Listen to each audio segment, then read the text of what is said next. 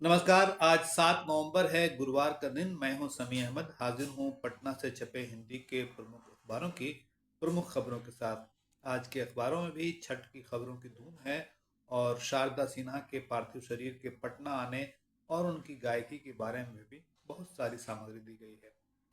और आज हमने जिन 4 खबरों को आपके लिए प्रमुख रूप से चुना है वो इस तरह हैं। डोनाल्ड ट्रंप फिर बने अमेरिका के राष्ट्रपति, कमला हैरिस हारी। सुप्रीम कोर्ट ने कहा, बुलडोजर लेकर रातों रात घर नहीं तोड़ सकती सरकार। खरना के साथ छठ व्रतियों का निर्जला व्रत शुरू, पहला अर्घ्य आज। और मोइनुल हक स्टेडियम के पुनर्निर्माण के लिए एमओयू पर हस्ताक्षर। आइए अब इन खबरों को विस्तार से जानते हैं। अमेरिका के इतिहास में सबसे बड़ी वापसी करते हुए डोनाल्ड ट्रंप ने दूसरी बार राष्ट्रपति पद का चुनाव जीत लिया है। अमेरिका के 131 साल बाद कोई राष्ट्रपति एक चुनाव हारने के बाद दोबारा जीता है। अमेरिका में 131 साल के बाद कोई राष्ट्रपति पहले राष्ट्रपति बनने और दोबारा हारने तीसरी बार के प्रयास में फिर से जीतने की कोशिश में कामयाब हुआ है। प्रचार के दौरान जानलेवा हमले में बाल बाल बचे 78 वर्षीय ट्रंप अमेरिकी इतिहास के सबसे उम्रदराज और एकमात्र ऐसे राष्ट्रपति हैं जो सजा याफ्ता भी हैं। बुधवार की रात उन्हें 292 इलेक्टोरल वोट मिल गए, जबकि जीत के लिए 270 सीटें जरूरी हैं। डेमोक्रेट उम्मीदवार कमला हैरिस को 224 सीटें मिली हैं। वे सातों स्विंग स्टेट में हार गईं। इस बीच फ्लोरिडा में अपनी विक्ट्री स्पीच में ट्रंप ने अमेरिका के स्वर्णिम युग की वापसी का वादा किया दोहराया। प्रधानमंत्री नरेंद्र मोदी सहित दुनिया भर के नेताओं ने ट्रंप को दोबारा राष्ट्रपति चुने जाने पर बधाई दी है। ट्रंप की जीत के बाद इस बात की बहुत चर्चा है कि कमला हैरिस की हार के साथ अमेरिका को पहली महिला राष्ट्रपति भी नहीं मिली। वो जीतती तो 236 साल में अमेरिका की पहली महिला राष्ट्रपति होती।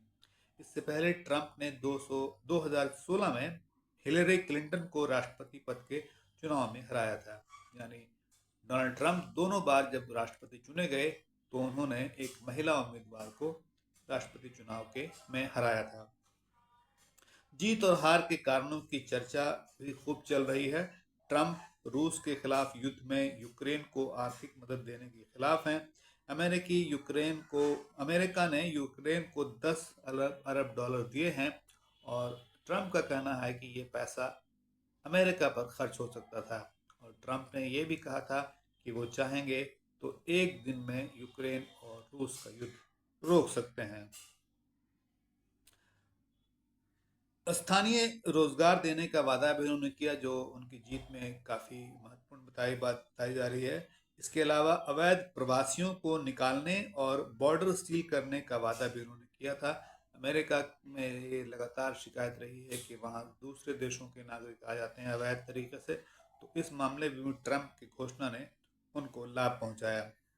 कानून व्यवस्था के बारे में भी बताया गया कि कानून व्यवस्था की खराब स्थिति से ट्रंप को फायदा हुआ और ट्रंप ने वादा किया था कि वो अपराधियों को कड़ी सजा दिलवाएंगे।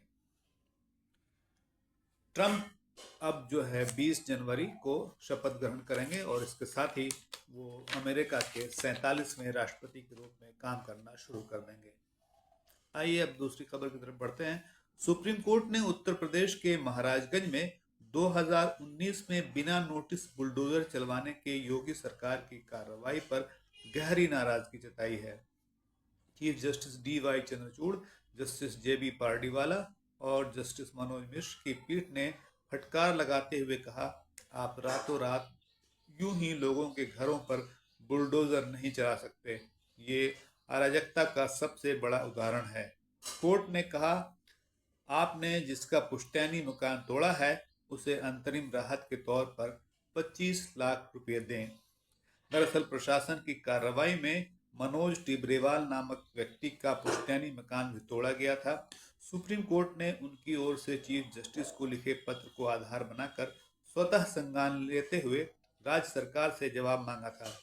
यूपी सरकार ने बताया कि ये कार्रवाई सड़क चौड़ी करने के दौरान की गई थी। सड़क के किनारे सरकारी जमीन पर 3.7 वर्ग मीटर का अतिक्रमण था। कोर्ट का कहना था कि इस मामले में न नोटिस दिया गया और न उचित प्रक्रिया का पालन किया गया। कोर्ट ने कहा यह मनमानी है, अत्याचार है। कोर्ट में ये बात भी कही गई कोर्ट के द्वारा कि 1960 में ये मकान बना और तब से अतिक्रमण क्यों नहीं हटाया, 50 साल गुजर गए। और इसके अलावा और भी कई बातें कही गई कि उनको नोटिस नहीं दिया जाता है और इस तरह से रातों रात जो है किसी का मकान तोड़ना सही नहीं है, इसके लिए उचित प्रक्रिया अपनाया जाना चाहिए। तो ये तीसरी टिप्पणी सुप्रीम कोर्ट की थी। अब लोक आस्था के महापर्व छठ के बारे में चर्चा करते हैं। बुधवार को छठ व्रतियों ने श्रद्धा और आस्था के साथ खरना किया। गुरुवार यानी आज डूबते सूरज को अर्घ दिया जाएगा। छठ गीतों के बीच केले के पत्ते पर अरवा चावल और गुड़ से बनी खीर और रोटी का प्रसाद ग्रहण कर 36 घंटे का निर्जला व्रत शुरू किया गया। खरना का प्रसाद मिट्टी से बने चूल्हों पर आम की लकड़ी से तैयार किया गया था। शुक्रवार सुबह 6:02 पर सूर्योदय है, उस वक्त दूसरा अर्घ दिया जाएगा। उस समय मामूली कोहरा छाए जाने का अनुमान लगाया गया है। अब चर्चा करते हैं पटना के मोइनुल हक स्टेडियम की। पटना के राजेंद्र नगर में स्थित मोइनुल हक स्टेडियम का पुनर्निर्माण बीसीसीआई यानी भारतीय क्रिकेट कंट्रोल बोर्ड करेगा। इसके लिए बिहार सरकार ने 30 सालों के लिए मोइनुल हक स्टेडियम को बीसीसीआई को लीज पर देने का फैसला किया है। इसके तहत बुधवार को खेल विभाग और बीसीसीआई से संबद्ध बिहार क्रिकेट एसोसिएशन के बीच करार हुआ। एमओयू पर बीसीए के अध्यक्ष राकेश कुमार तिवारी और खेल निदेशक महेंद्र कुमार ने हस्ताक्षर किए। इस मौके पर उप मुख्यमंत्री सम्राट चौधरी ने कहा कि स्टेडियम परिसर में 5 सितारा होटल बनवाने का भी प्रस्ताव है।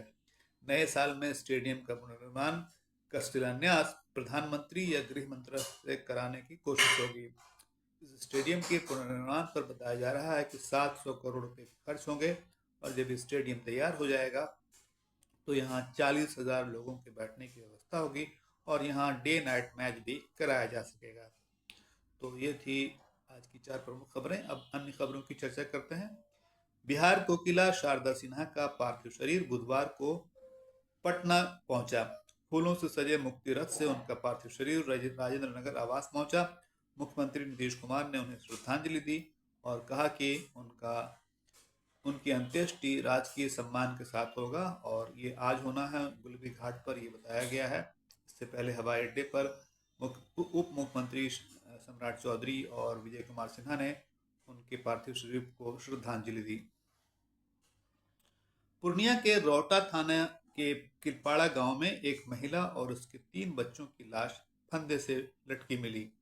समझा जाता है कि महिला ने पहले तीनों बच्चों को मारा फांसी लगाकर और उसके बाद खुद भी फांसी लगा ली। उसके परिवार का कहना है कि वो मानसिक रूप से अस्वस्थ है और पुलिस भी इसी बात को मानकर इस मामले की जांच कर रही है।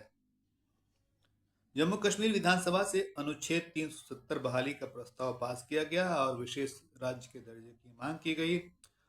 इस प्रस्ताव पर कोई बहस नहीं हो पाई और ध्वनि मत से इसे पारित किया गया। भारतीय जनता पार्टी के विधायकों ने विधानसभा अध्यक्ष के खिलाफ नारेबाजी की। कार या लाइट मोटर व्हीकल चलाने का जिनके पास ड्राइविंग लाइसेंस है उनको ये अधिकार सुप्रीम कोर्ट ने दिया है कि 7,500 किलोग्राम तक के वजन वाले जो व्यावसायिक वाहन हैं वो उसे चला सकते हैं। यानी अगर वो मिनी बस या मिनी ट्रक चलाना चाहें तो वो चला सकते हैं। सुप्रीम कोर्ट ने ये फैसला दिया है। शीर्ष संस्थानों के लिए केंद्र सरकार कम ब्याज दर पर 10 लाख तक का एजुकेशन लोन देगी।